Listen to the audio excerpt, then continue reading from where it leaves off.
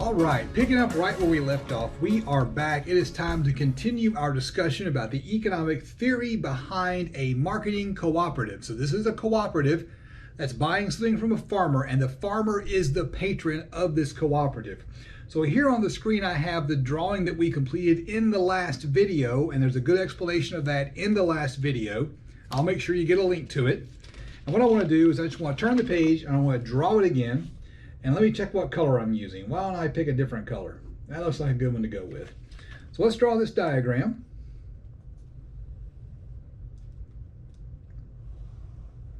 And hey, by the way, I put in the course content inside the learning management system, some slides you can use to kind of follow along.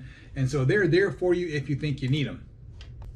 So we're going to put price here, dollars, right? Quantity here.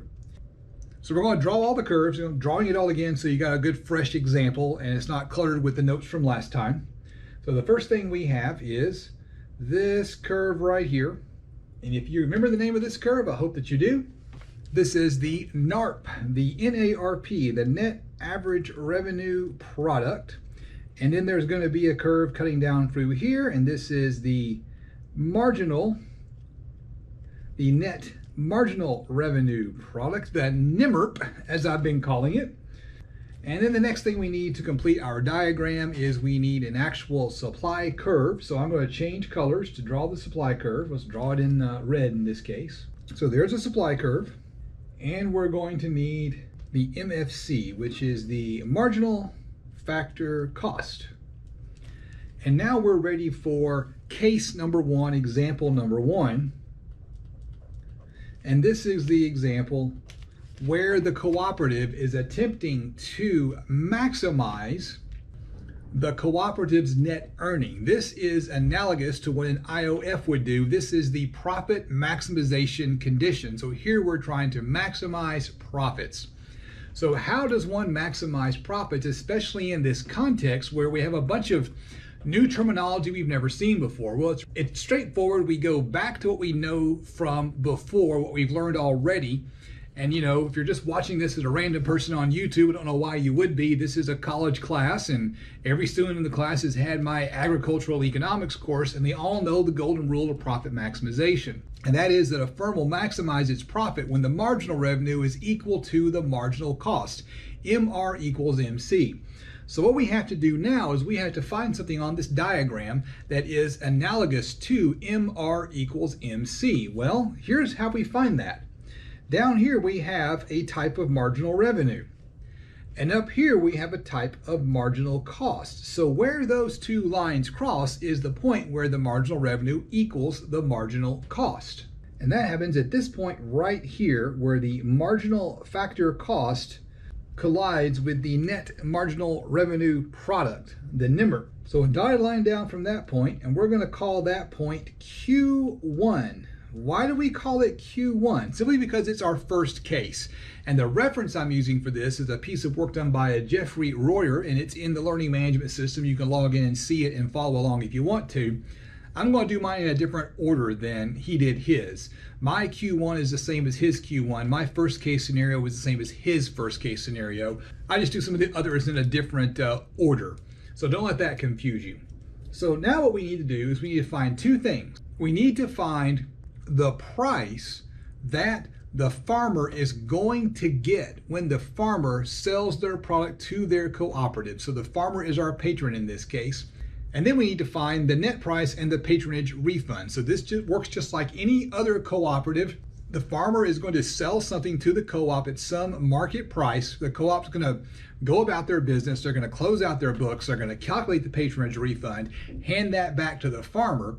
And then the farmer will then realize a net price that is different from the price they originally received for the product. And if the co-op's doing it right, that net price will be a larger number. So we have to ask the question, what price is the farmer going to receive for this? And to answer that question, we need to know we need to know the supply curve. And that's what we have. The supply curve on the diagram right now is the farmer's supply curve.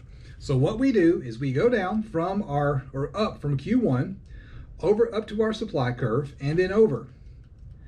And that price right there is P1. The one just indicates the first example. Other than that, it has no real meaning.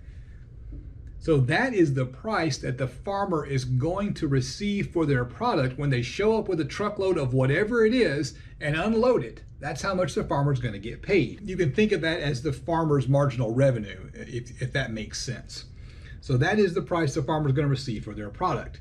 Then the co-op's going to go about its business, and it's going to do its thing, and then when it's done, it's going to give a patronage refund. In order to do the patronage refund, the co-op has to do business at cost. That's what you want to think about. Well, the way this is set up, the NARP represents, the NARP represents the most the co-op could pay for the product. So if the co-op is doing business at cost, meaning it's handing back that patronage refund and not making any profit, then the co-op has to find out what the NARP is associated with Q1. So we start at Q1, draw a dotted line up, and go to the NARP. And we get a point right about here. We draw a dotted line over, and we're going to call that N1. So that is scenario number 1 right there. And here's what's going on at scenario number 1. Price that the farmer receives for the product is equal to P1. The quantity is Q1, and the patronage refund, I'm going to call it PR in my notes just to abbreviate things. The patronage refund is going to be equal to the difference between the net price and the price the farmer received, N1 minus P1, and the net price is equal to N1. So in the end, the farmer receives price N1 for their product. Now the patronage refund is this distance right here. That's N1 minus P1. And so that is what the farmer gets in this scenario. And this scenario will maximize the cooperative's net earnings. Basically, that means that the cooperative will be maximizing the cooperative's profit, and then of course handing that profit back to the farmer. And again, the way I like to put this, think about it strategically. What's the strategic implication of this if you ever find yourself in a position where you're running a cooperative, where you're in charge of it, not just the co-op manager, you're like the board member, right? You're trying to figure out how the co-op should behave. This is what you do if you want the co-op to be the profit center. The idea here is the co-op makes money and takes the money they make, hands it back to the farmer. And in the end, the farmer gets this thing, gets to sell this thing, whatever they're selling, for that price N1. They get a nice, high, healthy price. They get the benefit of the patronage refund. Hopefully everybody's happy. So now I'm going to show you example number 2. We'll get started on that in the next video.